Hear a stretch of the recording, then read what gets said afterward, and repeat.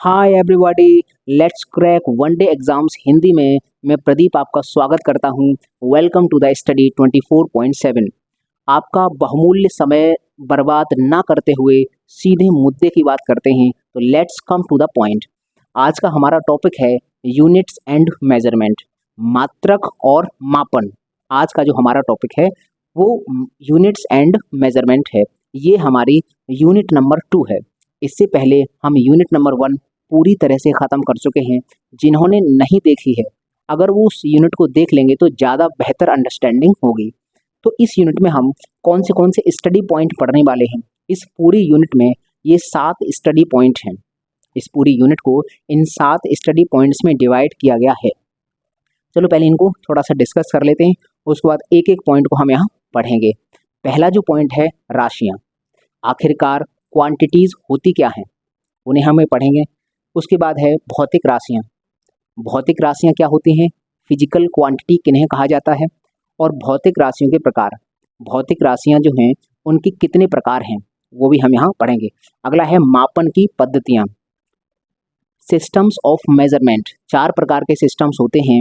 CGS पद्धति, FPS पद्धति, MKS पद्धति और SI पद्धति। इन चारों पद्धति को हम यहाँ पर ख़त्म करेंगे। अगला है 5वां महत्वपूर्ण मात्रक। मैंने कहा था कि हमारे पूरी फिजिक्स में केवल 25 महत्वपूर्ण मात्रक हैं। उन 25 महत्वपूर्ण मात्रकों को हम इसी क्लास में आज लिखा देंगे। उसके बाद आपको कुछ भी नहीं याद करना मात्रकों में, आपका हर एक सवाल उन्हीं 25 से बन जाएगा। अगला है महत्वपूर्ण विमेय सूत्र।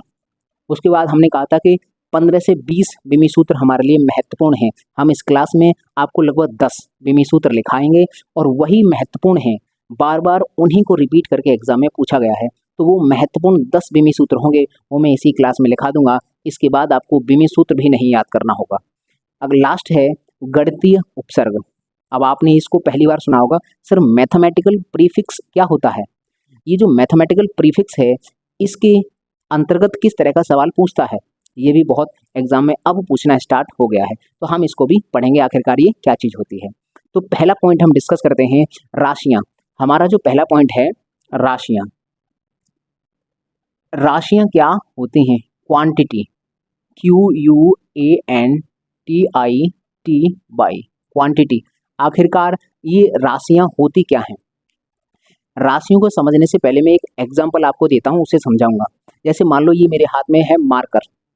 इस मार्कर का अपना कुछ गुण होंगे। इस मार्कर के अंदर कुछ न कुछ क्वालिटीज़ हैं, क्योंकि इस संसार में जो भी वस्तु है, चाहे वो वस्तु है, चाहे वो व्यक्ति है, चाहे वो कोई जानवर है, कोई भी जीव है, हर एक जीव अपनी विशेष क्वालिटीज़ के लिए जाना जाता है। हर एक जीव के पास कुछ न कुछ क्वालिटीज़ होती हैं। हर एक वस्तु के पास भी होती हैं। जैसे ये मार्कर है, तो इस मार्कर के पास कुछ क्वालिटीज़ हैं, कुछ गुण हैं इसके। जैसे इसमें वजन है, तो इसका मतलब एक वजन, इसमें कितना द्रव्यमान है, वो इसकी एक क्वालिटी है। इसकी क्वालिटी है कि इसके पास कुछ द्रव्यमान है। दूसरा, सर इसकी कुछ लंबाई है, तो हम कहेंगे सर इसका एक दूसरी क्वालिटी ये भी है कि सर इसके अंदर एक लंबाई है। अगली एक और क्वालिटी है, सर इसके अंदर कुछ आयतन भी होगा, इसका कुछ वॉल्यूम होगा जो हम मेज़र कर सकते हैं। दूसरा, सर इसके सरफेस एरिया, अगर हम क्षेत्रफल निकालने की बात करें तो सर क्षेत्रफल भी है इसमें, तो इसका मतलब इसकी क्वालिटी है, ये भी इसका एक गुण है कि इसके पास क्षेत्रफल है। ऐसे ही हर एक जीव की भी क्वालिटीज़ होती हैं। जैसे अगर मैं अपनी बात करता हूँ तो मेरे अंदर भी कुछ क्वालिटीज़ हैं। पहला कि सर मेरी हाइट है, कुछ ना कुछ मेरी हाइट है। दूसरा, सर मुझ में कुछ वेट है, मुझ में कुछ द्रव्यमान है, वो भी मेरी एक क्वालिटी है। लेकिन सर क्वालिटी तो ये भी होती है, जैसे मान लो कोई मोहन व्यक्ति है, एग्जाम्पल के तौर पर मान लो कि एक व्यक्ति है मोहन, उसका गुण है कि सर उसकी हाइट है, ये भी उसकी क्वालिटी है। उसके अंदर कुछ वेट है, ये भी उसकी एक क्वालिटी है। लेकिन सर इसकी एक क्वालिटी है कि वो बहुत हंसमुख व्यक्ति है, तो भाई ये भी एक गुण हो सकता है कि आदमी बहुत हंसमुख है। या फिर हम बोलते हैं, अगर बात करें कि ये व्यक्ति है सामने, ये बहुत ज़्यादा उदास व्यक्ति है। अब आप कहोगे कि सर ये उदासी भी एक क्वालिटी हो सकती है, गुण हो सकता है किसी व्यक्ति का, तो बिल्कुल ये भी गुण हो सकता है। तो ऐसे तमाम गुण होते हैं हर एक वस्तु के, और किसी जीव के या वस्तु के, सबके अपने कुछ गुण होते हैं। भौतिक विज्ञान की भाषा में इन्हीं गुणों को राशियां कहते हैं। इसका मतलब इस मार्कर के पास भी कुछ गुण हैं जिन्हें क्या कहेंगे, इसकी राशियां। मेरे भी पास कुछ गुण हैं, उनको भी क्या कहेंगे, राशियां। तो क्वांटिटी किन्हें कहा जाता है? वो हम बताएंगे कि किसी भी वस्तु या जीव की जो क्वालिटीज होती हैं उन क्वालिटीज को ही राशियां कहते हैं। तो इसकी परिभाषा जरा लिखते हैं कि प्रत्येक प्रत्येक वस्तु तथा जीव जीव के कुछ गुण होते हैं जिन्हें जिन्हें भौतिक भौतिक विज्ञान विज्ञान की भाषा में भौतिक विज्ञान की भाषा में राशियां राशियां कहते हैं। ये है इसकी परिभाषा। राशियां क्या है कि किसी वस्तु हो या फिर जीव हो, उसके कुछ गुण होते हैं, उन गुणों को ही हम भौतिक विज्ञान की भाषा में राशियां कहते हैं। अब ये राशियां भी दो तरह की हो सकती हैं। सर, कुछ राशियां ऐसी होंगी जिनका मापन संभव है और कुछ राशियां ऐसी होंगी जिनका मापन संभव नहीं होगा। अगली हेडिंग है हमारी भौतिक राशियां। तो हम हेडिंग नोट कर लेते हैं, भौतिक भौतिक भौतिक राशियां, physical PHYSICAL physical quantities QUANTITY quantity, ये है भाई फिजिकल क्वांटिटी। तो अगर हम बात करते हैं कि सर भौतिक राशियां क्या हैं, तो किसी वस्तु की वे राशियां जिनका मापन संभव है, जिनको मेजर किया जा सकता है, जिनको हम माप सकते हैं, वो राशियां भौतिक राशियां कहलाती हैं। मतलब भौतिक राशियों के अंदर केवल वो वाली राशियां आएंगी जिनका मापन संभव है, जिनको हम माप सकते हैं। अब हमने कहा कि सर ये सामने मोहन है, इसके पास कुछ लंबाई है, तो लंबाई को माप सकते हैं, तो बिल्कुल लंबाई इसकी भौतिक राशि होगी। हम कहेंगे सर इसके पास कुछ द्रव्यमान है, वो भी हम माप सकते हैं, तो हमने कहा कि सर ये भी इसकी भौतिक राशि होगी। हमने कहा सर ये उदास व्यक्ति है, तो हम कहें सर ये कितना उदास है। तो अगर आपने किसी व्यक्ति ने कहा कि सर ये 250 ग्राम उदास है, संभव ही नहीं है कोई इस तरह से बोल ले, क्योंकि उदासी भी गुण है, लेकिन ये वो गुण ऐसा है कि जिसका मापन संभव नहीं। मतलब उदासी गुण तो है लेकिन इसको माप नहीं सकते। हमने कहा कि ये व्यक्ति बहुत चिड़चिड़ा है। हमने कहा कितना चिड़चिड़ा है? आपने कहा सर 5 सेंटीमीटर चिड़चिड़ा है। संभव ही नहीं है कि चिड़चिड़ेपन को आप माप सको। गुण तो वो भी है लेकिन उसको माप नहीं सकते। तो इसके अंदर क्या आएंगी भौतिक राशियां? मतलब वे राशियां जिनका मापन संभव है, जिनको हम माप सकते हैं, उन्हें कहते हैं भौतिक राशियां। तो मैं परिभाषा लिख रहा हूँ, मेरे साथ आप भी लिख लो, नोट्स इसके साथ साथ बनाते रहना। तो परिभाषा लिखो कि वे राशियां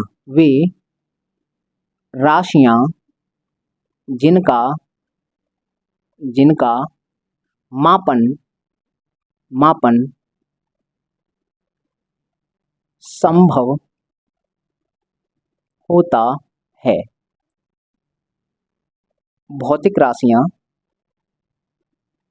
भौतिक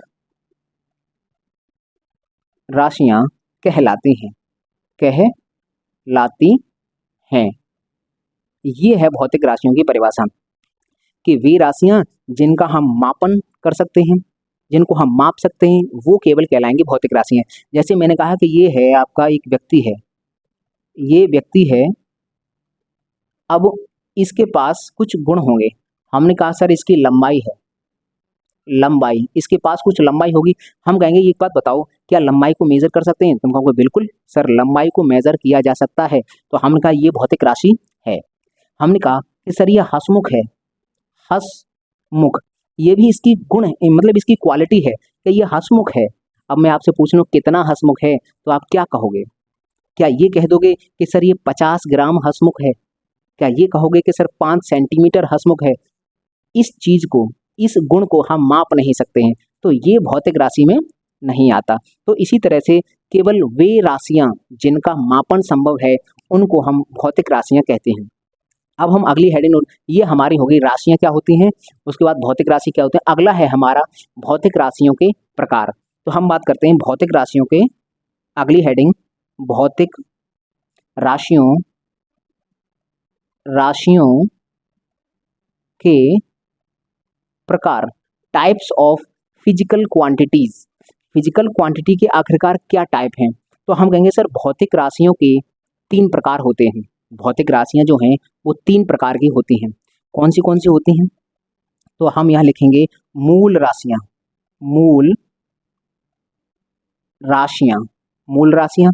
fundamental quantity, fundamental FUNDAMENTAL, quantity, quantity QUANTITY, ये हैं फंडामेंटल क्वांटिटी। अगला है हमारा पूरक, पूरक, पूरक राशियां, पूरक राशियां। Complementary, COMPLEMENTRY, complementary quantity. अगला है व्युत्पन्न, व्युत्पन्न राशियां, राशियां, व्युत्पन्न राशियां। ड्राइव्ड, ड्राइव्ड क्वांटिटीज लिख लेना, ये नीचे चला जाएगा। ड्राइव्ड। तो हमारे पास भौतिक राशियों की बात करें तो भौतिक राशियां होती हैं 3। पहला है मूल राशियां, फंडामेंटल क्वांटिटी। अगला है पूरक राशियां, कॉम्प्लीमेंट्री क्वांटिटी। और अगला है व्युत्पन्न राशियां, ड्राइव्ड क्वांटिटीज। तो कुल मिलाकर ये 3 प्रकार के हैं। हम क्वांटिटीज को पढ़ने से पहले, क्योंकि हम अगर यहाँ पढ़ेंगे तो इसका MKS पद्धति में मान क्या होता है, मतलब MKS में इसका मात्रा क्या है, CGS में इसका मात्रा क्या है, तो हमारे सामने MKS और CGS नाम आएंगे। तो हम इनको पढ़ने से पहले हम इनको, इनके मूल राशियां 6 प्रकार की थी पहले, फिर 7 हो गई, पूरक राशियां 2 हैं और व्युत्पन्न राशियां अनेक हैं, अनंत हैं व्युत्पन्न राशियां। तो हम इनको पढ़ने से पहले हम पढ़ेंगे मापन की पद्धतियां। मापन की पद्धतियां ये बहुत ज़्यादा इंटरेस्टिंग है। मापन की पद्धतियां होती हैं 4, तो हम पहले इनको पढ़ेंगे। पहले चारों मापन की पद्धतियां पढ़ लेंगे, फिर हम हेडिंग नोट करेंगे कि मूल राशियां क्या हैं।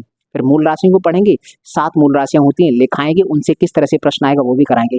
तो पहले आप इसका स्क्रीनशॉट लो, उसके बाद मैं स्टार्ट करूंगा मापन की पद्धतियां। तो पहले स्क्रीनशॉट ले लो इसका, ठीक है। चलिए अब हम मापन की पद्धतियां समझ लेते हैं कि मापन की पद्धतियां क्या होती हैं और कितनी होती हैं और इनका शुभारंभ कब हुआ। ये माना जाता है कि मापन की पद्धतियों का जो शुभारंभ है वह 1799 ईस्वी में हुआ। 1799 ईस्वी में ये माना जाता है कि इस ईयर में मापन की पद्धतियों का शुभारंभ हुआ। तो एक बात यहाँ सोचने वाली बात है कि मापने तौलने की जो पद्धति है वह स्टार्ट हुई है 1799 में। तो क्या इससे पहले माप तौल नहीं होती थी?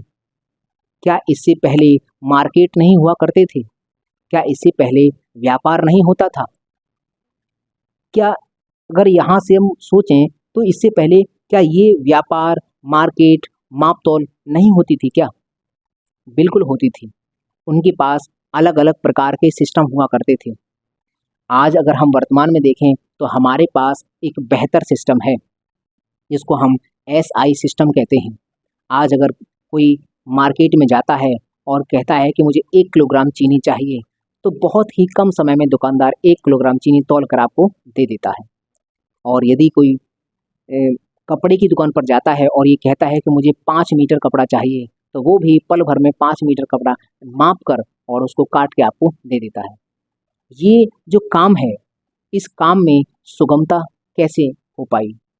ये SI पद्धति का कमाल है। SI पद्धति जो आज पूरे विश्व लेवल पर लागू है, उसी पद्धति का ये कमाल है कि ये सभी काम और ये सभी व्यापार सुगमता से हो पा रहे हैं।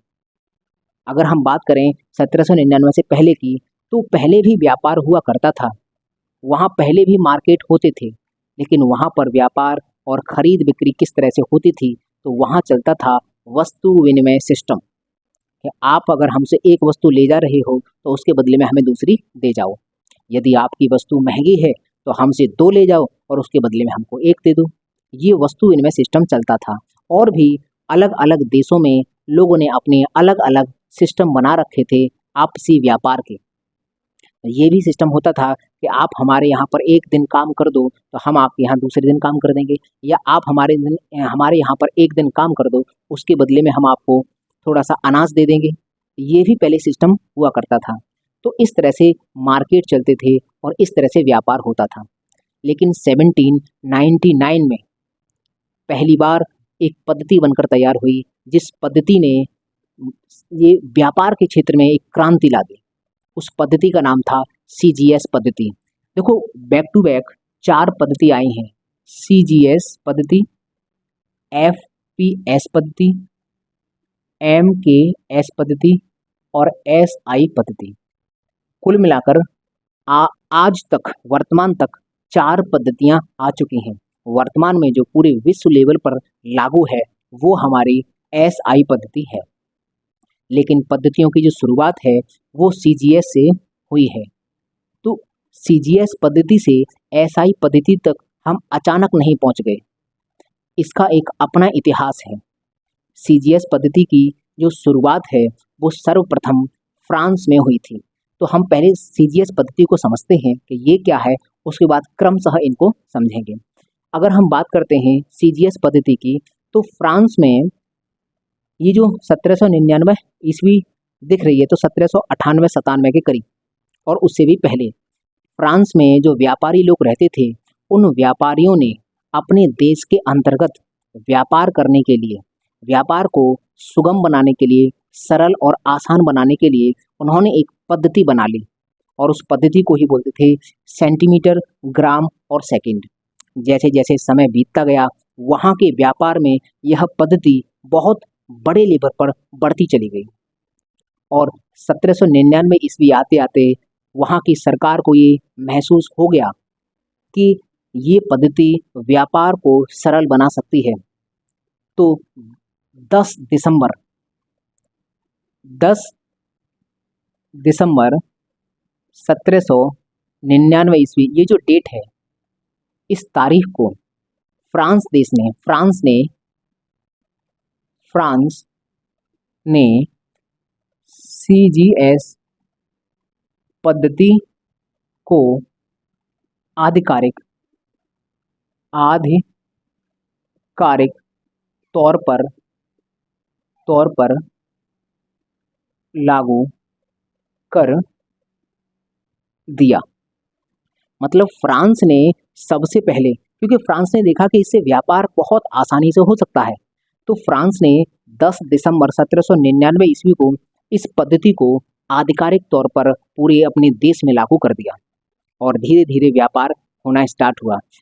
तो अपने देश के अंदर अगर व्यापार हो रहा है तो ये पद्धति काफ़ी कारगर थी, लेकिन इस पद्धति से दूसरे देशों के लोग परिचित नहीं थे।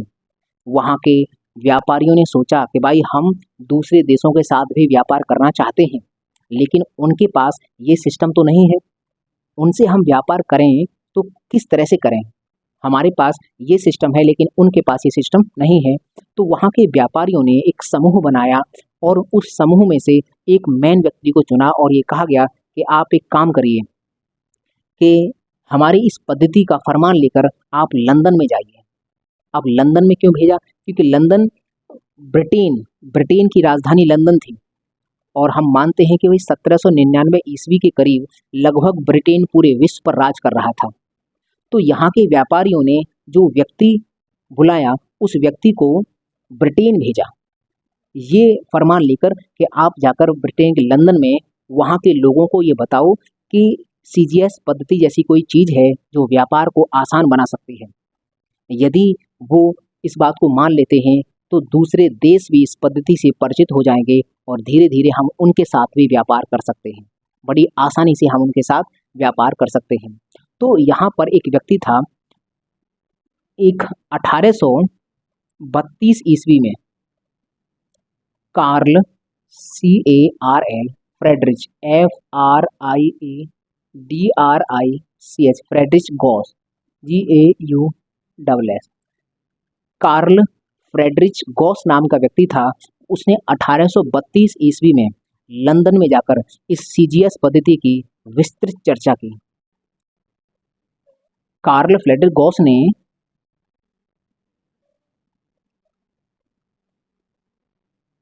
लंदन में CGS पद्धति की विस्तृत चर्चा की और वहाँ ये बताया कि ये एक पद्धति है, इसके माध्यम से व्यापार सुगम बन सकता है। तो उन्होंने इस बात को देखा कि हाँ, ये एक सिस्टम हो सकता है व्यापार का। तो फिर इसको ब्रिटेन ब्रिटेन में कुछ जगह पर लागू किया गया। शुरुआत में कुछ जगह पर लागू किया गया और चेक किया गया कि क्या ये सीजीएस कारगर है, क्या इससे व्यापार सुगमता से हो रहा है। तो फिर इनकी बात को मान लिया गया और ब्रिटेन के कुछ हिस्सों पर इस सीजीएस पद्धति को अप्लाई किया। तो कुछ समय बाद पता चला कि ये कारगर है। तो धीरे धीरे सीजीएस पद्धति का जो विस्तार है वो बढ़ता गया और 1799 ईस्वी से लेकर ये 1832 ईस्वी आ गई, क्योंकि यहाँ तक ये पद्धति काफ़ी विस्तृत रूप से फैल चुकी थी। 1832 ईस्वी के बाद जब लोग एक देश से निकलकर दूसरे देश में जाने लगे, तो व्यापार करने के लिए हमारे पास सीजीएस पद्धति थी, सेंटीमीटर, ग्राम और सेकंड पद्धति। तो यहाँ पर लंबाई का मात्रक सेंटीमीटर हुआ करता था, द्रव्यमान का मात्रक ग्राम होता था और समय का मात्रक सेकंड। तो व्यापार में कुछ समस्याएं आना प्रारंभ हुई। समस्याएं क्या हुई कि जैसे मान लीजिए अगर आपको पाइप खरीदना है, पाइप अगर एक देश से दूसरा देश खरीद रहा है पाइप, तो मान लीजिए अगर एक ट्रक में पाइप भर के जा रहे हैं, अगर उन पाइप की लंबाई को सेंटीमीटर में लिखोगे तो एक बहुत बड़ा डेटा हो जाएगा। चलो मान लो एक ट्रक में पाइप हैं, तो उनको तो एक बार के लिए हम लिख सकते हैं सेंटीमीटर में, डेटा हो जाएगा, कोई दिक्कत नहीं, उसको लिख देंगे और पढ़ भी सकते हैं। लेकिन अगर एक पूरी ट्रेन भरकर पाइप यदि आएगा तो उसकी लंबाई को सेंटीमीटर में लिखना मुश्किल होगा और फिर पढ़ना भी मुश्किल करेगा। तो लोगों के सामने एक समस्या आई कि ये जो पद्धति है इससे इतना बड़ी संख्या हो जाती है कि इसको पढ़ने में दिक्कत आती है। तो क्यों ना कोई ऐसी पद्धति बनाई जाए जिससे डेटा छोटा हो जाए, मतलब एक ऐसी पद्धति बनाई जाए जो 1 सेंटीमीटर इतना छोटा होता है। तो हम कोई ऐसी पद्धति बनाएं जिससे कुछ बड़ा हमें मात्रक प्राप्त हो जाए। तो ब्रिटेन में एक नई पद्धति बनाई गई। देखो यहाँ पर जो सीजीएस पद्धति बनी थी ये कार्ल फ्रेडरिच गॉस ने एक विस्तृत चर्चा की थी और ये सबसे पहली बार फ्रांस ने लागू की थी। इसीलिए सीजीएस के 2 नाम और हैं। एफईएस को पढ़ने से पहले मैं 2 नाम इसके बताता हूँ। सीजीएस को ही फ्रेंच पद्धति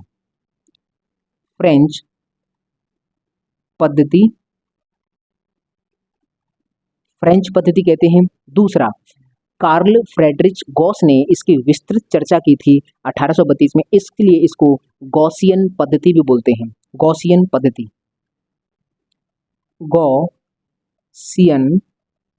पद्धति, इसको गॉसियन पद्धति भी कहते हैं।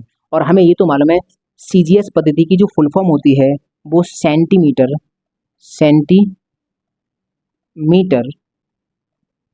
ग्राम और सेकंड, ये इसकी फुल फॉर्म होती है।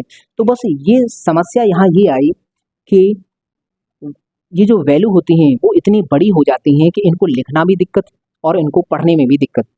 तो फिर इस समस्या से निजात पाने के लिए ब्रिटेन का ही एक व्यक्ति था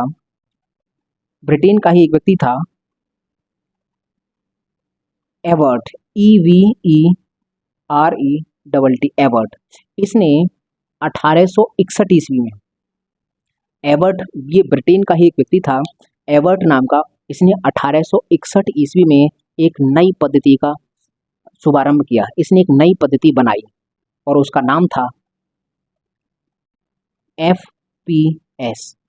इसमें दूरी का मात्रक फुट था, द्रव्यमान का मात्रक पाउंड था और समय का मात्रक सेकंड था। तो ये जो पद्धति, इसकी फुल फॉर्म थी फुट, पाउंड और सेकंड। फुट, पाउंड, सेकंड ये दूरी का मात्रक और ये द्रव्यमान और ये समय, फुट, पाउंड, सेकंड। तो जब ये पद्धति बनी 1861 में, सीजीएस पद्धति के स्थान पर इस पद्धति को इंट्रोड्यूस किया गया, तो पता चला कि ये इसकी अपेक्षा ज़्यादा ठीक है। क्यों? क्योंकि अगर हमें बहुत बड़ी संख्या में अगर कोई बहुत मान लीजिए कि एक देश दूसरे देश से मान लो अगर पेट्रोल खरीद रहा है, तो पेट्रोल को अगर ग्राम में लिखेगा तो भाई वहाँ तो पूरी ट्रेन भर के आती है। अगर ग्राम में लिखने बैठ गए तो उस डेटा बहुत बड़ा हो जाएगा, पढ़ने में भी दिक्कत और लिखने में भी दिक्कत। तो उन्होंने कहा था कि कहीं ना कहीं एक ऐसी पद्धति बनाओ जो थोड़ी सी बड़ी हो, उसमें बड़ी वैल्यू को आसानी से लिखा जा सके और पढ़ा भी जा सके। तो एबर्ट नाम का व्यक्ति था, उसने 1861 ईस्वी में एफपीएस पद्धति बनाई, इसको फुट पाउंड सेकंड पद्धति कहते हैं। अब इस पद्धति के प्रारंभ होने के साथ ही सीजीएस पद्धति धीमे धीमे कम प्रारंभ, ये जो सीजीएस पद्धति थी इसका प्रयोग धीमे धीमे कम होना प्रारंभ हो गया जब से ये बनी। ये जो फुट पाउंड सेकंड पद्धति है, इस फुट पाउंड सेकंड पद्धति में मैं लिख दूं जरा, ये है फुट POUND पाउंड और SECOND। देखो यदि आप देखोगे तो एक अंग्रेजों का एक नाटक है मर्चेंट ऑफ वेनिस। अंग्रेज ज़्यादातर, देखो आज भी ब्रिटेन में बहुत जगह पर एफपीएस पद्धति ही लागू है। तो ब्रिटेन में ये पद्धति बनी सबसे पहली बार, ब्रिटेन में ये ब्रिटिश व्यक्ति था, तो ये पद्धति बनाई, तो इसी के नाम पर इस पद्धति का एक और नाम रखा गया, ब्रिटिश पद्धति। ब्रिटिश पद्धति, तो ब्रिटिश पद्धति इसको कहा जाने लगा। अब जैसे ही ये पद्धति बनी, ये पद्धति बनते ही लोगों ने ये कहा कि देखो ये बड़ी पद्धति है और ये छोटी पद्धति है। ये छोटी है तो इसलिए इसमें डेटा लिखना बहुत बड़ा हो जाता है, ये बड़ी पद्धति है तो इसमें बड़े डेटा को बहुत छोटे से पदों में लिखा जा सकता है। तो जैसे मान लो हाई स्कूल तक जब हम पढ़ते हैं तो उसको कहते हैं मैट्रिक कर लिया, मैट्रिक पास हमने कर लिया, और हाई स्कूल के बाद एक बड़ी क्लासेस आती हैं। तो इन्होंने ये कहा था कि भाई साहब ये जो सीजीएस है वो तो छोटी पद्धति है, इसीलिए इसको कहा था मैट्रिक लेवल तक हम इसको फॉलो कर सकते हैं, मैट्रिक पद्धति कहा। तो इस पद्धति के निर्माण होने के बाद इसका एक नाम और रखा गया, इसको बोलने लगे मैट्रिक पद्धति, और ये फिर मुख्य पद्धति बन गई। तो इसलिए इसका एक और नाम आया है मैट्रिक पद्धति। तो हमें यहाँ समझ में आया कि 10 दिसंबर 1799 ईस्वी को सीजीएस पद्धति बनी, जो फ्रांस में बनी थी, इसलिए इसे फ्रेंच पद्धति कहते हैं। गॉस, ये जो फ्रेडरिक गॉस है, इसने सबसे पहले इसकी विस्तृत चर्चा की थी, इसलिए इसे गॉसियन पद्धति भी कहते हैं। और एफपीएस बनने के बाद ये छोटी पद्धति हो गई, इसलिए इसको मैट्रिक पद्धति भी कहा जाने लगा। एफपीएस पद्धति एबर्ट ने बनाई 1861 ईस्वी में। इसमें लंबाई का मात्रक फुट है, द्रव्यमान का मात्रक पाउंड है और समय का मात्रक सेकंड है, तो इसको ब्रिटिश पद्धति भी कहते हैं। तो 1861 ईस्वी के बाद लगातार इसी का बोलबाला रहा मार्केट में और इसका यूज थोड़ा सा कम प्रारंभ हो गया। तो हम इसके बाद अब पढ़ेंगे, एक संस्था बनी है जो संस्था पूरे विश्व लेवल पर, क्योंकि ये क्या था कि ये एक विशेष क्षेत्र पर ही लागू थी। हालांकि ब्रिटेन का पूरे विश्व में बोलबाला था, ब्रिटेन जहाँ जहाँ राज कर रहा था वहाँ वहाँ लगातार इसको फॉलो, 1861 के बाद लगातार इसको यूज़ करवाना प्रारंभ उसने कर दिया। लगातार वहाँ का देश इस सिस्टम को माने या ना माने, लेकिन वो इसी सिस्टम को लागू कर रहे थे। तो ये सिस्टम एक बहुत बड़े लेवल पर बढ़ता जा रहा था। फिर विश्व लेवल पर हर एक देश ने अपना अलग अलग सिस्टम बना रखा था, तो सभी देशों के बीच में एक हलचल मची। उन्होंने कहा था कि ये हमें ज़बरदस्ती ये वाला सिस्टम थोपा जा रहा है, जबकि ये सिस्टम हर एक व्यक्ति को समझ में भी नहीं आ रहा है। फुट पाउंड सेकंड हर एक व्यक्ति को समझ में नहीं आ रहा है। हर एक देश ने अपना एक अलग सिस्टम बना रखा है, तो उनके लिए वो सिस्टम अच्छा रहा होगा, लेकिन अंग्रेज इसको लगातार बढ़ा रहे, इसको थोप रहे थे उनके ऊपर कि हम इसी हिसाब से करेंगे और आपको भी ये मानना पड़ेगा। तो फिर पूरे विश्व लेवल पर कुछ देश इकट्ठे हुए और उन्होंने एक ग्रुप बनाया और उन्होंने कहा कि भाई हम एक ग्रुप बनाते हैं और ये ग्रुप जो होगा वो ये तय करेगा पूरे वर्ल्ड लेवल पर एक सिस्टम चलेगा पूरे, क्योंकि 1799 के बाद लगातार देश आज़ाद होते गए हैं, ब्रिटेन कम होता गया है। 1947 ईस्वी तक भारत भी आज़ाद हो गया है।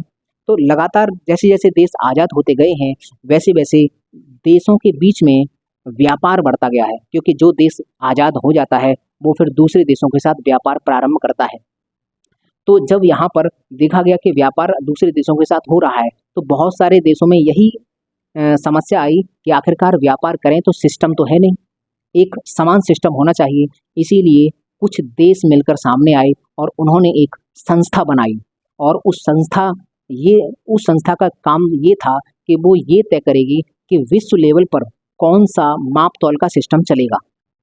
वो संस्था ये तय करेगी कि माप तौल का सिस्टम कौन सा चलेगा जिस सिस्टम से व्यापार आसान बन सकता है। तो अभी हम पहले उस संस्था के बारे में जानेंगे कि आखिरकार वो संस्था कौन सी है और उसका क्या काम था, प्रारंभ में उसके कितने सदस्य थे और उसका क्या काम था और उसने कैसे कैसे काम किया। तो हम उसको अभी समझेंगे। पहले आप इसका स्क्रीनशॉट लो, उसके बाद में आगे बढ़ता हूँ। चलिए स्क्रीनशॉट लीजिए। तो चलिए अब हम उस संस्था के बारे में समझ लेते हैं जो संस्था यह तय करेगी कि पूरे विश्व लेवल पर कौन सी मापन की पद्धति चलेगी और मापन के कौन से मात्रक होंगे। उस संस्था का नाम है BIPM। इसको फ्रेंच भाषा में, ये फ्रेंच भाषा में लिखा गया है, फ्रेंच भाषा में ब्यूरो इंटरनेशनल डैश पॉइंट्स एट मीजर्स इसको कहते हैं। लेकिन इसको ब्रिटिश भाषा में INTERNATI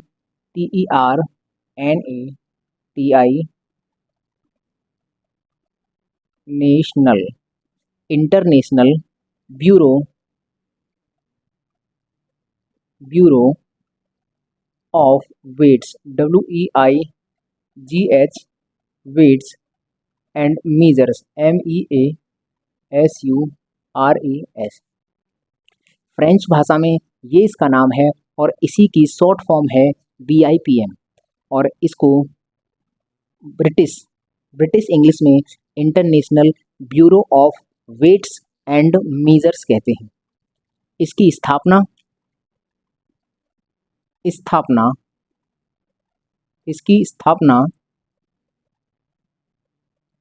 10 December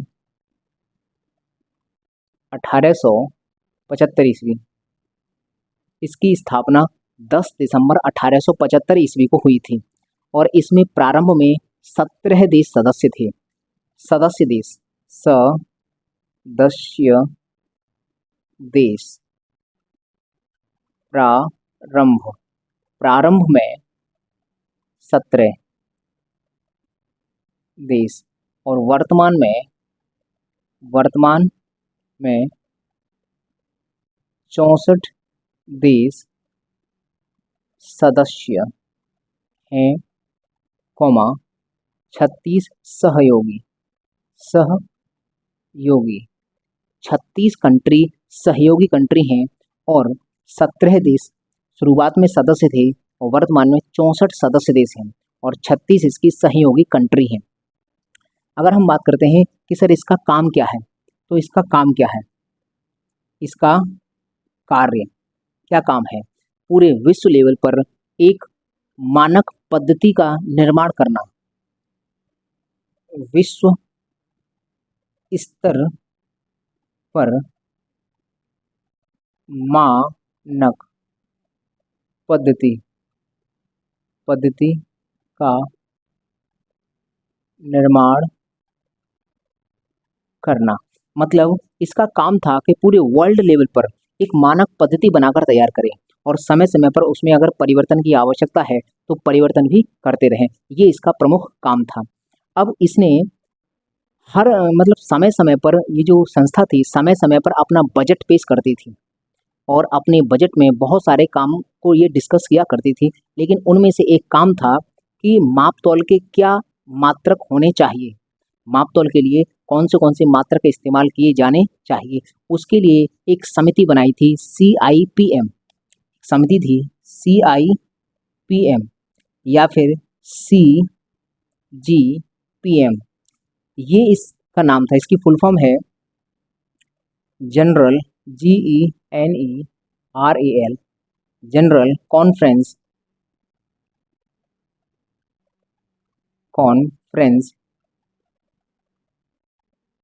of weights WEIGHTS weights and measures MEASURES। ये है, देखो, CGPM general conference of weights and measures. CIPM बस आई की जगह पर इंटरनेशनल हो जाता है, international conference of weights and measures. ये एक ही समिति है और इसका कहीं कहीं नाम CGPM लिखा रहता है। तो कहीं कहीं CIPM लिखा रहता है।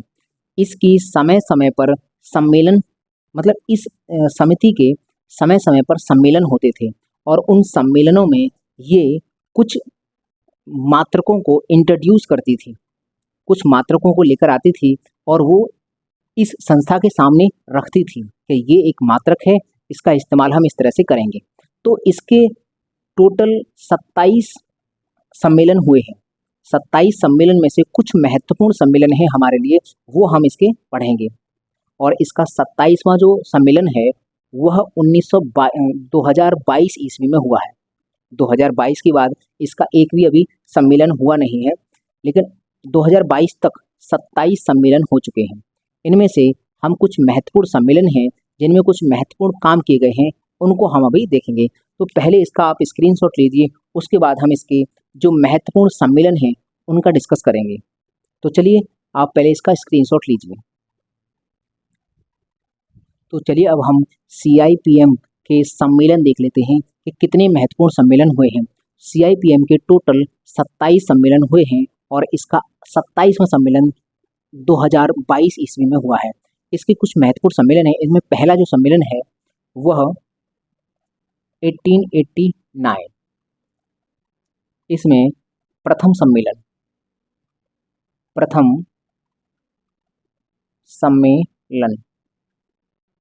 अगर हम बात करें प्रथम सम्मेलन की तो प्रथम सम्मेलन इसका हुआ है 1889 में और इस सम्मेलन में पहली बार MKS पद्धति को इंट्रोड्यूस किया गया।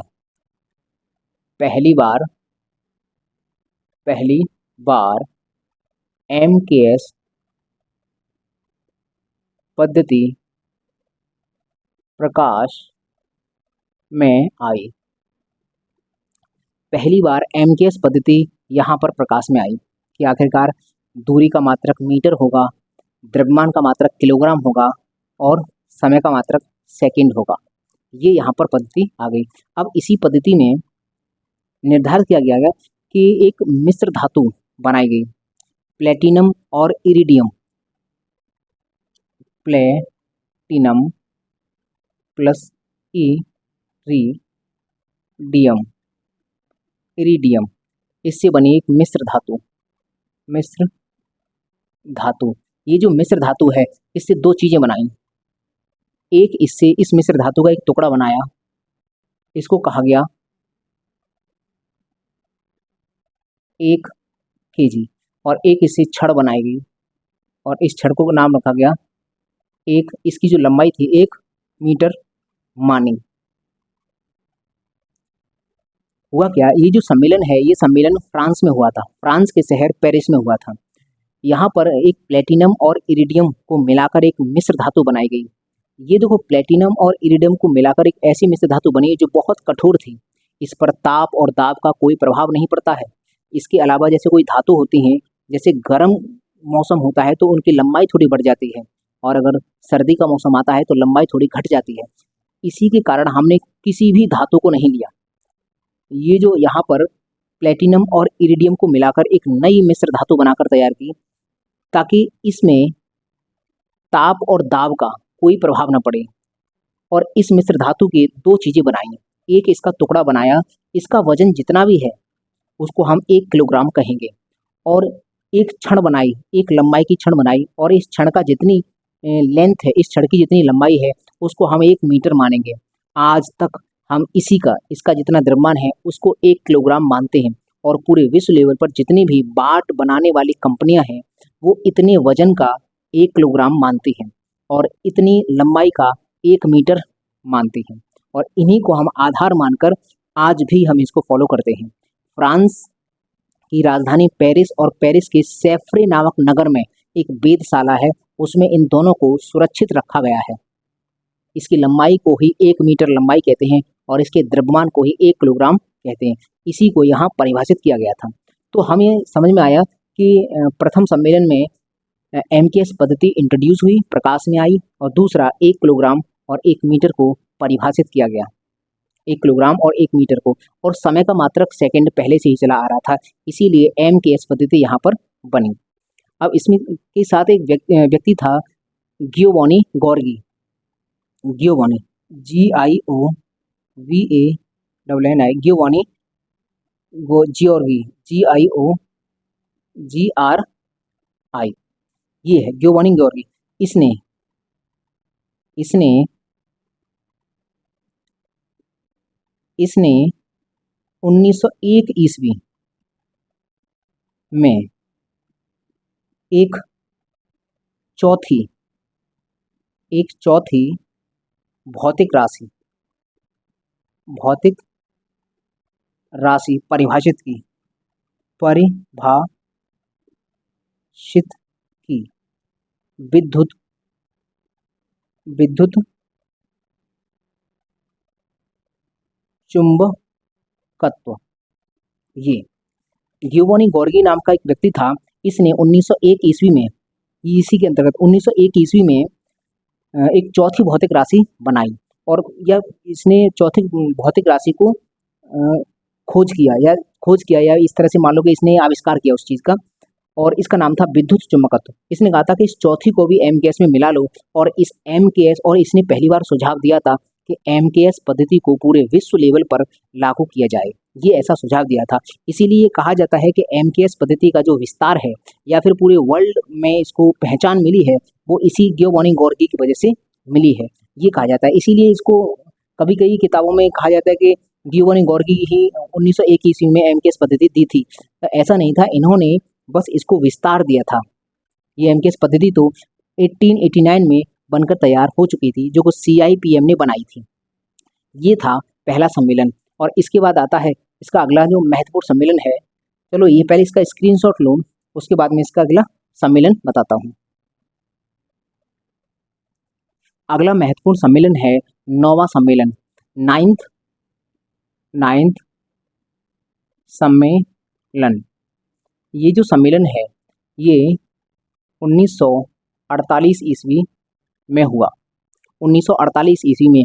और इसी सम्मेलन में ये कहा गया कि पूरे विश्व लेवल पर, क्योंकि 1948 ईस्वी तक बहुत सारे देश आज़ाद हो चुके थे, और इसी सम्मेलन में ये कहा गया कि अब पूरे विश्व लेवल पर एक मानक पद्धति बनाने के लिए, एक मापन की एक विशेष पद्धति बनाने के लिए पूरे विश्व में भ्रमण किया जाना चाहिए, और इस पर अब विचार विमर्श करना ज़्यादा जरूरी है। तो इसका भी यहाँ पर काम प्रारंभ किया गया कि अब इस पर काम करना जरूरी है। और इसी में जूल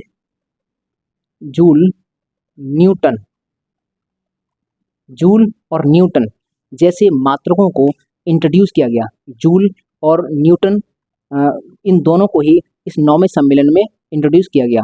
ये नए 2 मात्रक और आगे एमकेएस पद्धति में जोड़ दिए गए, और इसी में ये कहा गया था कि अब हम एक गहन अध्ययन करेंगे पूरे विश्व लेवल पर, और ये पता करेंगे कि आखिरकार पूरे विश्व में ऐसी कौन सी पद्धति बनाई जाए जो कि बेहतर ढंग से काम कर सकती है। इसके बाद इसका जो महत्वपूर्ण सम्मेलन है वो 10वां सम्मेलन 10वां सम्मेलन 1954 ईस्वी हुआ है। 10वां सम्मेलन 1954 ईस्वी में हुआ है, और इस सम्मेलन में क्या महत्वपूर्ण काम हुआ है? इस सम्मेलन में 6 मूल राशियों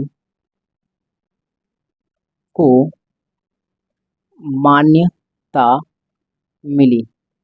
आप अगर थोड़ी देर बाद, अभी मूल राशियां, या थोड़ी देर बाद नहीं, अगले लेक्चर में मूल राशियां पढ़ोगे तो उन मूल राशियों की संख्या 7 है। तो 6 मूल राशियों को मान्यता कब मिली? यही 10वें सम्मेलन 1954 ईस्वी में 6 मूल राशियों को मान्यता मिली। 6 मूल राशियां यहाँ मिल गई, लेकिन एमकेएस पद्धति में 6 मूल राशियों को जोड़ा गया, 7वीं मूल राशि अभी नहीं जोड़ी गई है। अब इस एमकेएस पद्धति को भारत ने कब अपनाया है? तो भारत ने, देखो 1954 में 6 मूल राशियां आई हैं, और भारत ने अपनाया है 1 अप्रैल 1957। भारत ने 1 APRIL अप्रैल 1957 ईस्वी, 1 अप्रैल 1957 ईस्वी को भारत ने ये जो एमकेएस पद्धति है, भारत ने 1 अप्रैल 1957 ईस्वी को एमकेएस पद्धति अपनाई। एमकेएस पद्धति को भारत ने कब अपनाया? तो अगर ऐसा प्रश्न आए तो बता देना, 1 अप्रैल 1957 ईस्वी को MKS पद्धति भारत द्वारा अपनाई गई। इसके बाद इसका महत्वपूर्ण सम्मेलन है 11वां 11th सम्मेलन। इसका जो 11th सम्मेलन है वो 1960 ईस्वी में हुआ है। ये भी महत्वपूर्ण है। ये महत्वपूर्ण इसलिए है क्योंकि MKS पद्धति को विस्तृत करके इसका नाम SI पद्धति किया गया है। मतलब जो 11वां सम्मेलन है उस 11वें सम्मेलन में क्या हुआ है, ये 11वां सम्मेलन 1960 में हुआ है और MKS पद्धति में कुछ नए मात्रकों को और जोड़ा गया है और MKS पद्धति का विस्तार किया गया है और जो विस्तृत MKS पद्धति थी उसका नाम SI पद्धति रखा गया। इसका मतलब SI पद्धति जो बनी है वो MKS पद्धति का ही विस्तृत रूप है। अगर कभी भविष्य में इस तरह से क्वेश्चन बने कि SI पद्धति किसका विस्तृत रूप है तो हम कहेंगे MKS पद्धति का ही विस्तृत रूप है। और ये कहा जाए कि SI पद्धति MKS से SI पद्धति कब बनी तो हम कहेंगे 11वां सम्मेलन हुआ था। ये CIPM का 11वां सम्मेलन हुआ था 1960 में, तब MKS का नाम बदलकर SI किया गया था। MKS में बहुत सारे मात्रकों को जोड़ा गया था और फिर उसका रूप बढ़ाया गया और इसका नाम SI international systems of unit, ये इसका नाम रखा गया। तो ये 11वां सम्मेलन है। अब आप ये कहोगे कि सर मूल राशियों की संख्या 6 ही है क्या? आप आज वर्तमान में 7 मूल राशियां देखते हो, तो सर 7वीं मूल राशि कब जुड़ी है? तो हम यहाँ बोलेंगे 14th सम्मेलन 14वां सम्मेलन हुआ है 1971 में और इसमें 7वीं मूल राशि पदार्थ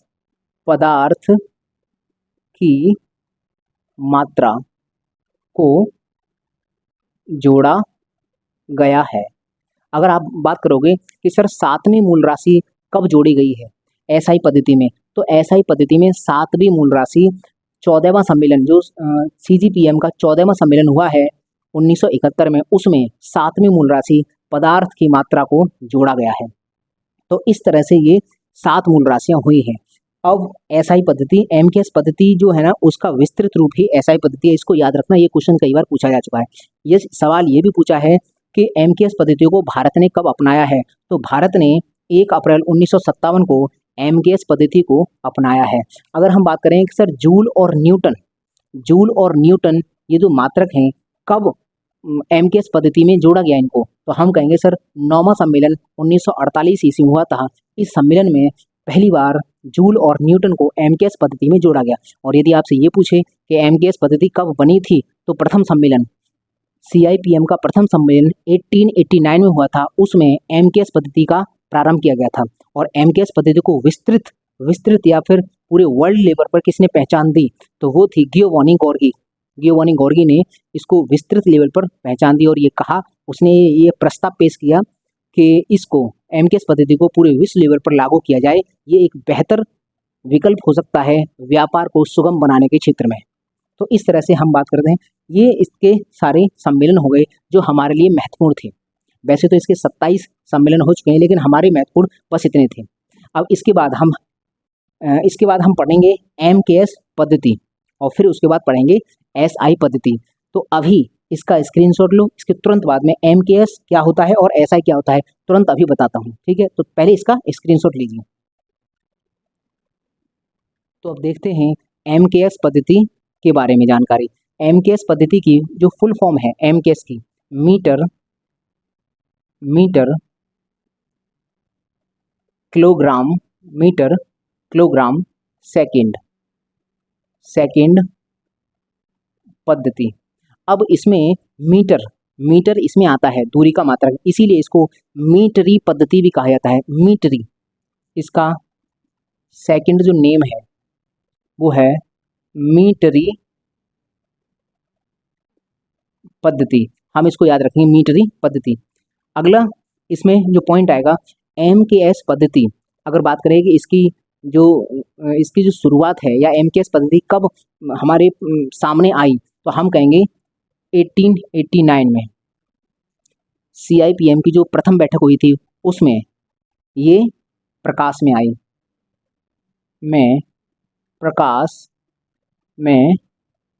आई, एमकेएस पद्धति। और एमकेएस पद्धति का विस्तृत रूप क्या है? इसी का विस्तृत रूप SI पद्धति कहलाता है। जो एमकेएस पद्धति थी उसका ही विस्तृत रूप SI पद्धति कहलाता है। तो हम अगर बात करते हैं SI की बात, तो SI international INTERNATIONA international system of units, ये इसकी फुल फॉर्म है, इंटरनेशनल सिस्टम्स ऑफ यूनिट। अगर आप बात करते हैं कि ये कब आया, ये नाम हमारे सामने कब आया, तो हम कहेंगे 1960 में 10वां सम्मेलन हुआ था, उसमें इसको प्रस्तुत किया गया। और इसमें बहुत सारे मात्रक हैं, यह बहुत से मात्रकों का विस्तृत वर्णन करता है। आज भी हम SI पद्धति को ही इस्तेमाल करते हैं। यहाँ से ये सवाल पूछेगा कि SI पद्धति किसका विस्तृत रूप है, तो हम कहेंगे SI पद्धति एमकेएस पद्धति का ही विस्तृत रूप है। SI पद्धति कब आई, तो हम कहेंगे 1960 ईस्वी में आई थी। एमकेएस पद्धति कब आई थी? 1889 में आई थी। और इसको किसने बहुत विस्तृत रूप दिया, तो गियोवानी गॉर्की ने इसको वर्ल्ड लेवल पर पहचान इसकी बनवाई थी।